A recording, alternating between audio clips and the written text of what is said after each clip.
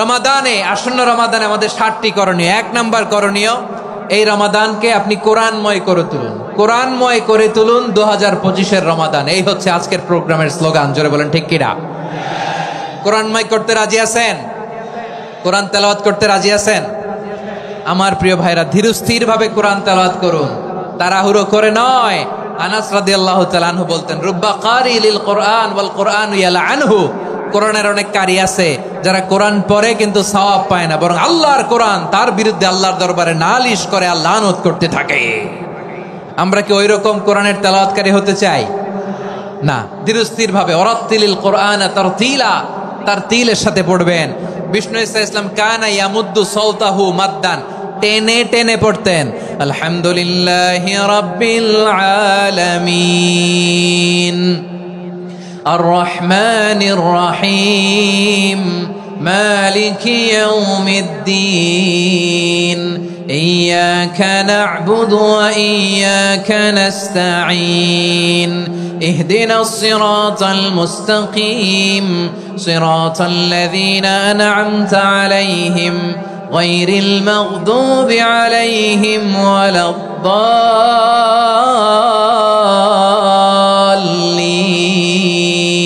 পড়েন আমিন।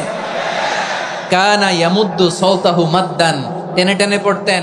ওয়া কানা ইউকাত্তিউ আয়াতাহু, ইউকাত্তিউ আয়াতান আয়াতান, প্রত্যেক আয়াত পড়ে পড়ে তিনি থামতেন। এভাবে কোরআন পড়তে হবে।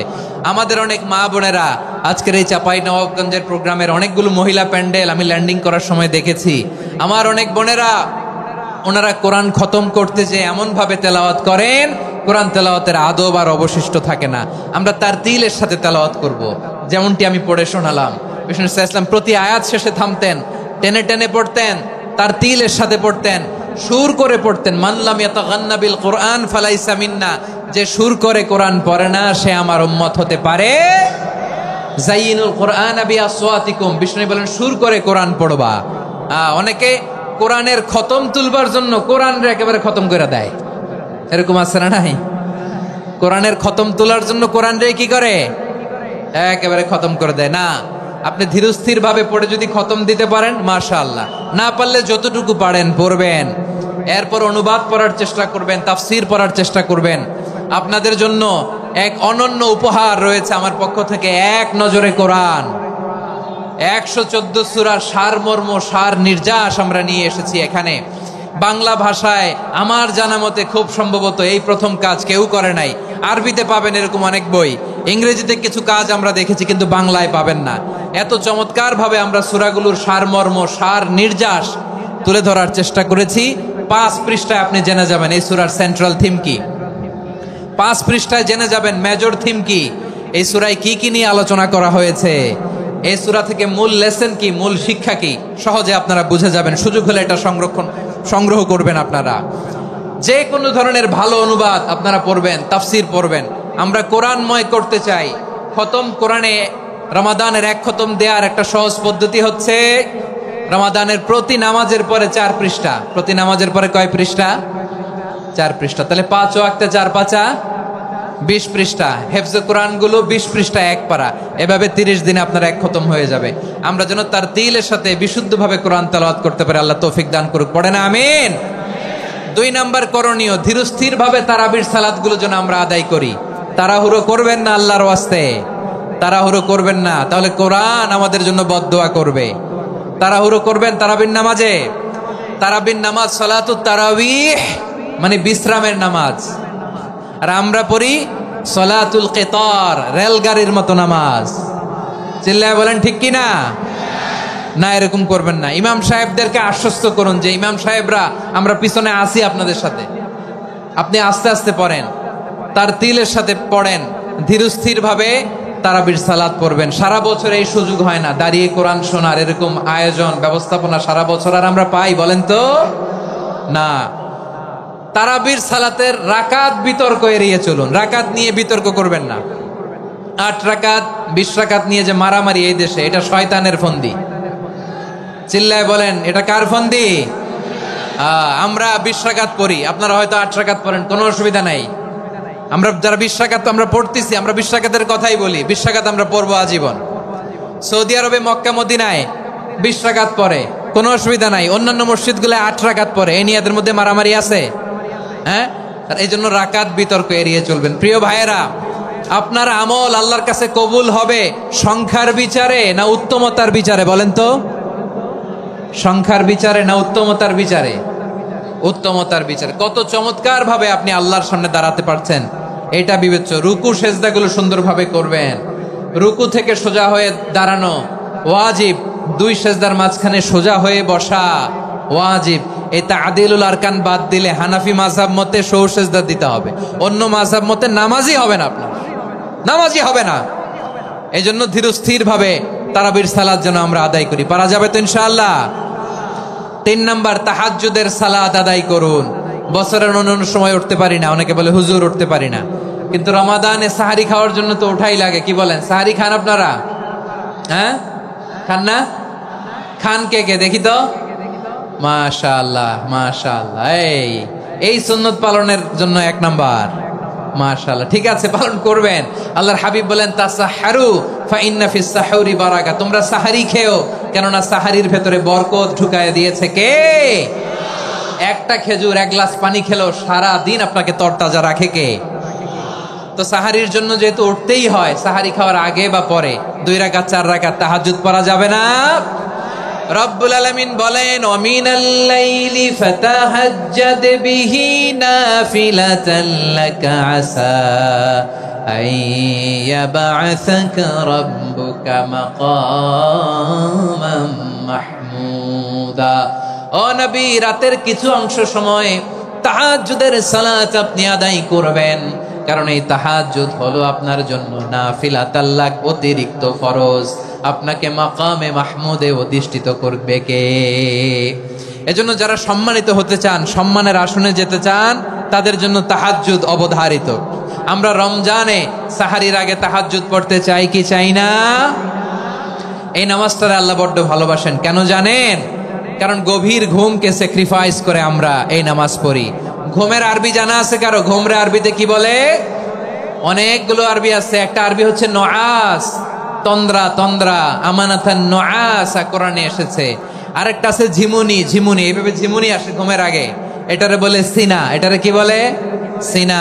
স্বাভাবিক ঘুমকে আরবিতে বলে নাউম। স্বাভাবিক ঘুমকে কি বলে?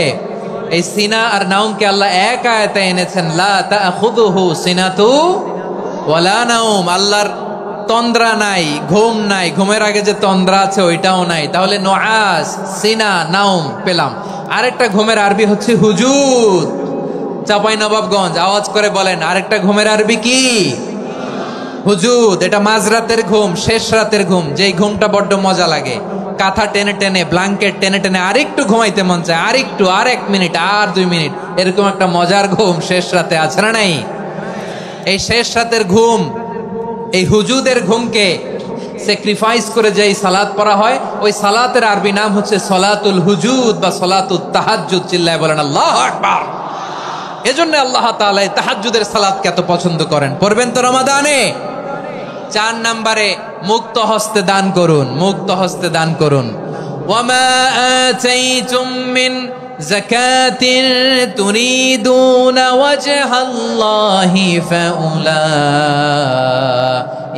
হুমুল মুদঈফুন। তোমরা মনে করো না যাকাত দিলে তোমাদের সম্পদ কমে যায়, এটা ভেবো না। বরং তোমরা আল্লাহর খুশির জন্য যে যাকাত দাও, তারপরে তোমার যে সম্পদ থাকে ওই সম্পদের মধ্যে প্রবৃদ্ধি দান করে কে? আপনি মনে করছেন দিলে কমে? চাঁপাইনবাবগঞ্জের ভাইয়ের আওয়াজ করে বলেন, দান করলে কি সম্পদ কমে নাকি বাড়ে? আওয়াজ করে বলেন, কমে না বাড়ে? বাড়ে। যেটা দান করেন, কামাসালি হাব্বা আম্বাতাত সাবআ সানাবিলা ফি কুল্লি সুমবুলাতিন মিয়াতি হাব্বা। 1 টাকা দান করলে এটা চারা বীজের মতো, রূপে দিলে 7টা শীষ, প্রতি শীষে হয় 100 শস্য দানা। আল্লাহ যারে চায় এরকম বাড়ায় দেয়, প্রবৃদ্ধি দেয়। সুবহানাল্লাহ। এজন্য মুক্ত হস্তে দান করতে রাজি আছেন? আগে আগে যাকাত ক্যালকুলেট করে রাখেন। আপনার যাকাত বর্ষ যদি পরেও হয়, দেরি করেও হয়, ধরেন যে প্রতি বছর মুহররমে দেন, আপনি আগে দিতে পারবেন। যাকাত অগ্রিম আদায় করা যায়। সুবহানাল্লাহ বলেন। বিষ্ণু ইসা ইসলাম রমাদানে এত দান করতেন, কানা আজওয়াদান নাস, কিন্তু রমাদানে আজওয়াদুন নাস আজওয়াদু বিল খাইরি মিনার রিহিল মুরসালা। প্রবাহিত বাতাসের চেয়ে বিশ্বনবী আরো বদান্যতা বেড়ে যেত। প্রবাহিত বাতাস যেমনি সবাইরে বাতাস দেয়, আস্তিক নাস্তিক মুমিন কাফির সবাইকে শীতল করে দেয়, তেমনি নবীজির রমাদানের দান ছিল এমন, কেউ নবীর কাছে চেয়ে ফিরে গিয়েছে এর নজির নাই। জোরে বলেন সুবহানাল্লাহ।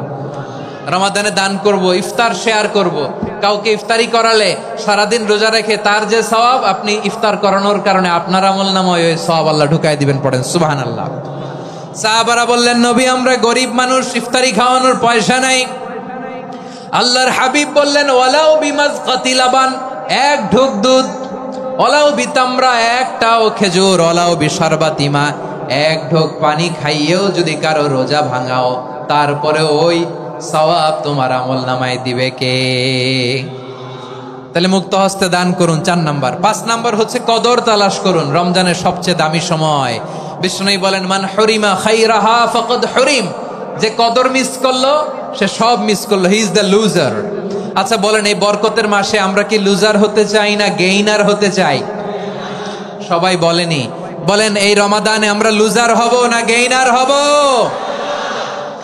ইন্না আনজালনাহু ফি লাইলাতিল কদরি ওয়া মা আদরাকা মা লাইলাতুল কদর, লাইলাতুল কদরি খায়রুম মিন আলফি শাহর। পড়েন আল্লাহু আকবার।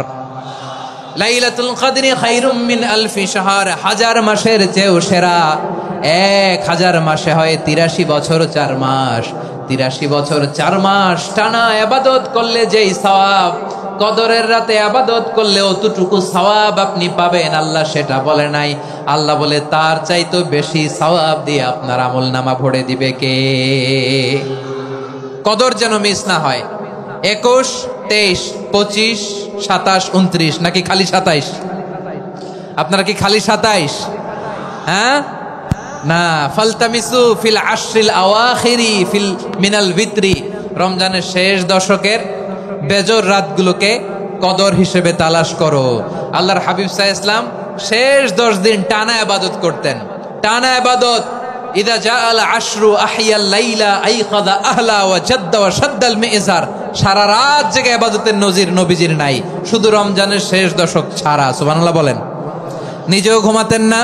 ফাতেমা রাদিয়াল্লাহু তাআলা আনহু, আলী রাদিয়াল্লাহু তাআলা আনহু কাউকে ঘুমাতে দিতেন না, সবাইকে জাগিয়ে তুলতেন। আমরা সারা রাত জেগে ইবাদত করব, রাজি আছেন তো? কদর যেন আমাদের মিস না হয়। আজকে থেকেই ক্যালেন্ডারে মার্ক করে রাখেন, সব কাজ পেছনে ফেলে, সব ব্যস্ততাকে পেছনে ফেলে ইবাদতের জন্য আমরা প্রস্তুত থাকবো কদরের রাতে। কোনোভাবে কদর যেন আমাদের মিস না হয়, ইনশাআল্লাহ। বলেন তো সবাই। 6 নম্বরে পারলে ইতিকাফ করবেন। আল্লাহর হাবিব সাল্লাল্লাহু আলাইহি ওয়াসাল্লাম প্রতি বছর 10 দিন ইতিকাফ করতেন। যে বছর ইন্তেকাল করবেন সে বছর 20 দিন ইতিকাফ করেছেন। আপনি বলবেন, হুজুর ইতিকাফ না করলে সমস্যা কি? আমার নবী একটা ইবাদত সারা জীবনেও ছাড়ে নাই, আর আপনি জীবনে একবারও করেন নাই। এবার হিসাব আপনার কাছে, হিসাব আপনার কাছে। না পারলে অন্তত রাত্রি বেলাগুলো মসজিদে কাটাবেন। পারবেন তো ইনশাআল্লাহ? সব শেষে শিশু এবং নারীদের ব্যাপারে বিশেষ খেয়াল রাখবেন। শিশুদের রমাদানের ব্যাপারে উৎসাহ দেন, তাদের প্রস্তুতি নেওয়ান, তাদেরকে রোজা রাখতে দিবেন। আমার ভাইয়েরা এবং বোনেরা, পর্দার আড়ালে মায়েদেরকে বলবো, চাপাই নবাবগঞ্জের মায়েরা, 1 দিন 2 দিন না খেয়ে থাকলে আপনার ছেলে মেয়ে মারা যাবে না। ঠিক কিনা বলেন? ওদেরকে উৎসাহিত করেন। ওদের ছোট্ট যারা রাখতে দেন, বলেন যে বাবা সকাল থেকে দুপুর পর্যন্ত না খেয়ে থাকলে তোমার অর্ধেক রোজা, এরকম 2 দিন অর্ধেক মিলে তোমার 1 রোজা। এরকম আমি কত রোজা রাখছি ছোটবেলায়, কোনো হিসাবই নাই।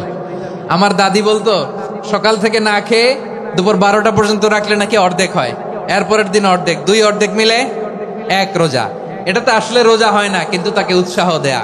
ইফতার প্রোগ্রামগুলোতে নিবেন আমাদের বাচ্চাদেরকে, দেখবেন যে ওর ক্ষুধা লাগতেছে, খায় না, কারণ কেউ খায় না। একজন আজান দিচ্ছে, সবাই খেজুর নিয়ে ইফতার করতেছে। এই দৃশ্য, এই ট্রেডিশন, এই ইবাদত, এই তারবিয়া ওর আগামীর জীবনটাকে সুন্দর করবে। চিল্লায় বলেন ঠিক কি না? এভাবে আগামীর প্রজন্মকে আমাদের গড়তে হবে। শিশুদের রোজার ব্যাপারে প্রস্তুতি নিন, উৎসাহ দিন। আর নারীদেরকে কষ্ট দিবেন না। সারা দিন পেঁয়াজু, আলুর চপ, বেগুনি, পাকোড়া, ছোলা, মুড়ি, শরবত, রুয়াবজা আছে না নাই? বানাতে বানাতে আমাদের বোনেরা কাহিল হয়ে যায়। আর তারাবি পড়তে পারে না, ইবাদত করতে পারে না। আমরা যেন আমাদের বোনদের প্রতি ইহসান করি। পারবেন তো সবাই? এই 7টি করণীয়।